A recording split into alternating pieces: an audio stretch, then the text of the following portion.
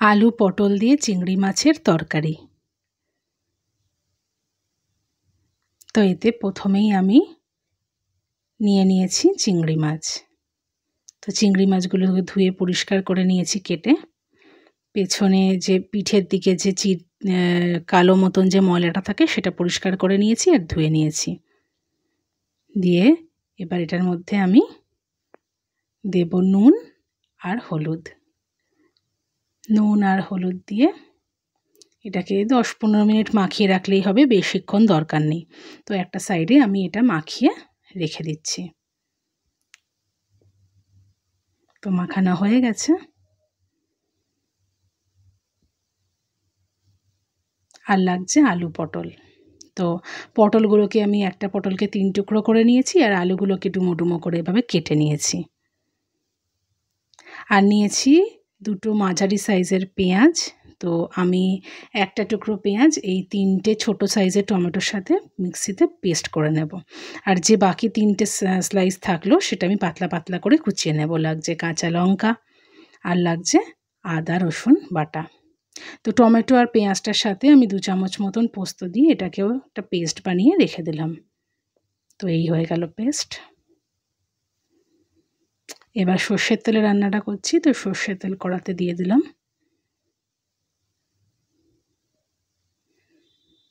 দিয়ে একটুখানি গরম করে নিলাম।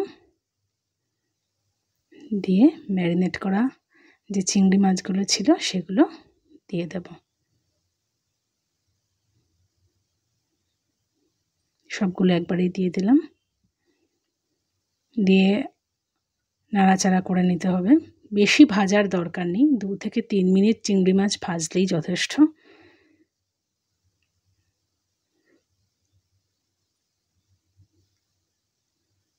এভাবেই হাই করে আমি ভাজছি। লো করলেই কিন্তু চিংড়ি মাছের থেকে প্রচুর জল বেরিয়ে যাবে।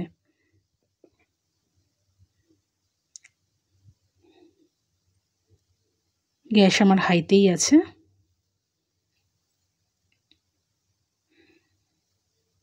তো ভেজে নিয়েছি, এবার তুলে নিলাম চিংড়ি মাছগুলোকে।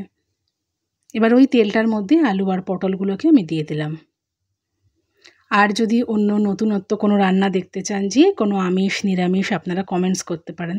আর পেজটাকে প্লিজ প্লিজ প্লিজ ফলো করে দেবেন।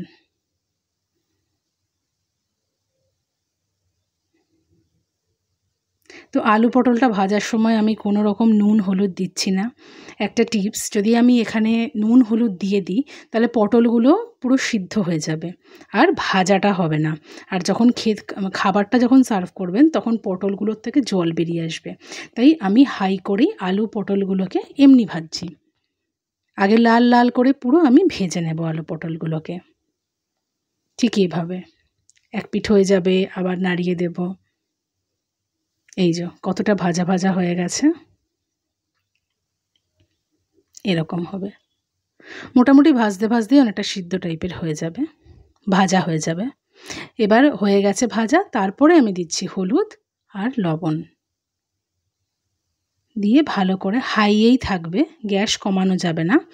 হাইয়েই আমি এটা নাড়িয়ে চাড়িয়ে নেব, নইলে কিন্তু আবার এখান থেকে জল বেরিয়ে যাবে। তো এরকম করে লাল লাল করে আলু পটল ভেজে নিলে এই যে আমার গ্যাসটা হাইয়ে আছে। তো এরকমভাবে নাড়াচাড়া করে নিয়ে ভাজাটা হয়ে গেলে আমি একপাশে সরিয়ে নিলাম, তুলে নিয়েছি। এবার ওই তেলটার মধ্যেই আমি আরও একটু তেল অ্যাড করলাম, সর্ষের তেল। দেব গোটা গরম মশলা, দিয়েছি একটা তেজপাতা, ছোটো এলাচ, দারচিনি আর গোটা জিরে আর একটা শুকনো লঙ্কা দিয়ে আবার একটু ভেজে নেব। গোটা গরম মশলার যে ফ্লেভারটা সেটা আসবে, তারপর আমি পেঁয়াজটা দেব। তো একটু ভেজে নিলাম।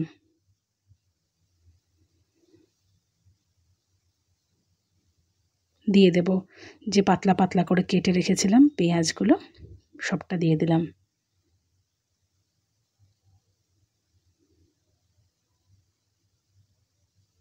পেঁয়াজটা দিয়ে দিয়েছি, এবার ভালো করে ভেজে নিতে হবে পেঁয়াজটা লাল লাল করে। লাল লাল করে না ভাজলে কিন্তু তরকারিতে পেঁয়াজটা গলবে না আর পেঁয়াজটা চেয়ে চেয়ে থাকবে। তো তার জন্য এখানে এখন আমি নুন হলুদ কিচ্ছু দেব না, আগে কাঁচা পেঁয়াজটা পুরো কালার আসা পর্যন্ত ভাজতে হবে। এই যে কালার এসে যাওয়ার পরে আমি আদা রসুনের পেস্টটা দিলাম 1 চামচ মতন, দিয়ে মিশিয়ে নেব পেঁয়াজের সাথে আদা রসুনটা। কাঁচা গন্ধটা আদা রসুনের চলে গেলে তারপরে দেব লবণ, হলুদ গুঁড়ো, শুকনো লঙ্কার গুঁড়ো, জিরে গুঁড়ো, ধনে গুঁড়ো দিয়ে পেঁয়াজ মশলা দিয়ে ভালো করে ভেজে নিতে হবে।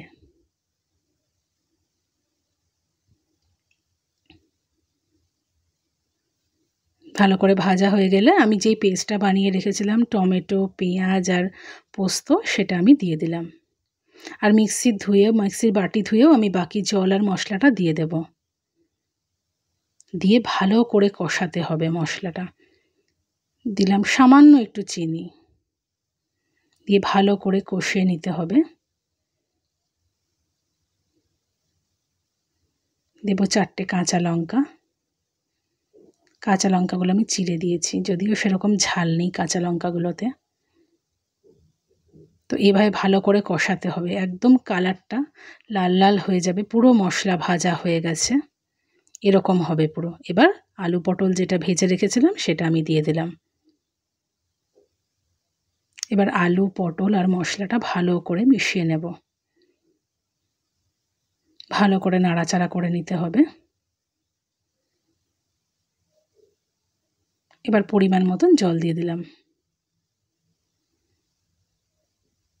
এবার একটু ভালো করে নাড়িয়ে নেব মশলাটা আর আলু পটল দিয়ে এটা মিডিয়াম করে আমি ঢেকে দেব। তাতে কি হবে, পুরো সিদ্ধ হয়ে যাবে তরকারিটা। 5-7 মিনিট মিডিয়ামে রেখেছিলাম, তো এই দাঁড়ালো। অনেকটা জল কমে গেছে, মজে গেছে, আলু আর পটলের ভেতরে মশলাটাও চলে গেছে। এই যে আলু সিদ্ধ হয়ে গেছে, পটলটা দেখি পটলটাও সিদ্ধ হয়ে গেছে। তো এবার ভেজে রাখা যে চিংড়ি মাছটা ছিল সেটাও দিয়ে দিলাম। দেব এবার গরম মশলা গুঁড়ো, অল্পই দিলাম, আর অল্প দেব আমি ঘি।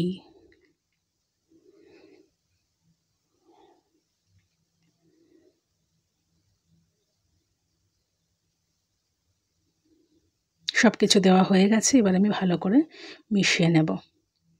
ঘি, গরম মশলা আর পুরো তরকারিটার সাথে মিশিয়ে নিতে হবে।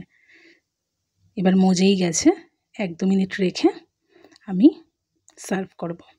তো তৈরি হয়ে গেল আলু পটল দিয়ে চিংড়ি মাছের তরকারি। এটা কিন্তু খুব টেস্টি হয়।